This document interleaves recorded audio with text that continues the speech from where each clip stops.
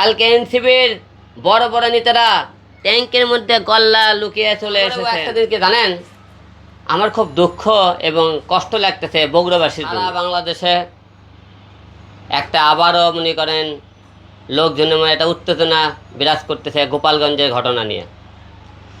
গোপালগঞ্জে আমাদের এনসিবির উপর যে হামলা করেছিল এইটা নিয়ে, কিন্তু আমারও একটা দিনকে জানেন, আমার খুব দুঃখ এবং কষ্ট লাগতেছে বগুড়াবাসীর জন্য। বগুড়াবাসী আপনারা সবাই গোপালগঞ্জে থেকে লজ্জা হওয়া উচিত। আজকে হয়তো হিরো আলমের ভিডিও থেকে অনেকে এরকম হিরো আলম দালালি করতেছে, দালালি মনে করলে দালাল। একবার চিন্তা করুন, আজকে গোপালগঞ্জে এনসিবি ঢুকতে পারেনি। আওয়ামী লীগ যখন 17 বছর ক্ষমতায় ছিল, আপনারা বগুড়াবাসী আওয়ামী লীগ কী করছেন? সিট দিয়েছেন। আওয়ামী লীগের মারের ভয়ে আপনারা বিএনপি লোক কী করছিলেন? আড়া জঙ্গলে ছিলেন। আজকে একবার চিন্তা করুন তো, গোপালগঞ্জে আজ পর্যন্ত কেউ ঢুকতে পারছে? ইতিহাস ঘাটে আসুন, ইতিহাস ইতিহাস বোঝেন, ইতিহাস।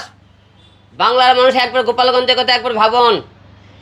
যখন আমাদের হোসেন মোহাম্মদ এরশাদ স্যার ছিল, সেও কিন্তু গোপালগঞ্জে ঢুকতে পারেনি। শহীদ জিয়াউর রহমান, সেও কিন্তু গোপালগঞ্জে একবার গিয়েছিল, তখন কিন্তু হেলিকপ্টারে করে সে ওখান থেকে চলে এসেছে। কালকে এনসিবির বড় বড় নেতারা ট্যাঙ্কের মধ্যে গল্লা লুকিয়ে চলে এসেছেন। দেখছেন তো?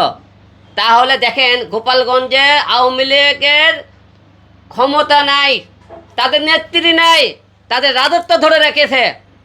আর বগুড়াবাসী তোমরা কি করছো? তোমাদের কোলে নিয়ে যায় কি করছো? অন্য দলের আশ্রয় দিয়েছ।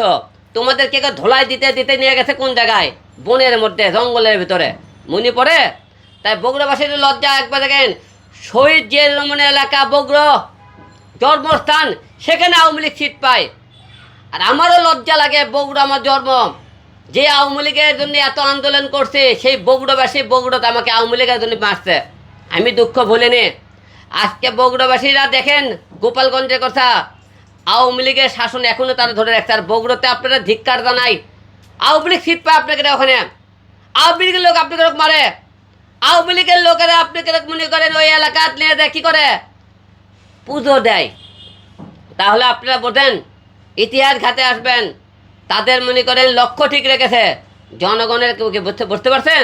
জনগণ অনেকে অনেক রকম কথা বলে। ভাই, অনেক টাইমে বড় বড় কথা বলা যায়, অনেক কিছু করা সম্ভব হয় না। তাই আপনারা বগুড়াবাসীর উদ্দেশ্যে দুইটি কথা বললাম, যে আপনারা একবার ইতিহাস ঘাটে আসবেন আর গোপালগঞ্জের কথা একবার সবাই ভাববেন।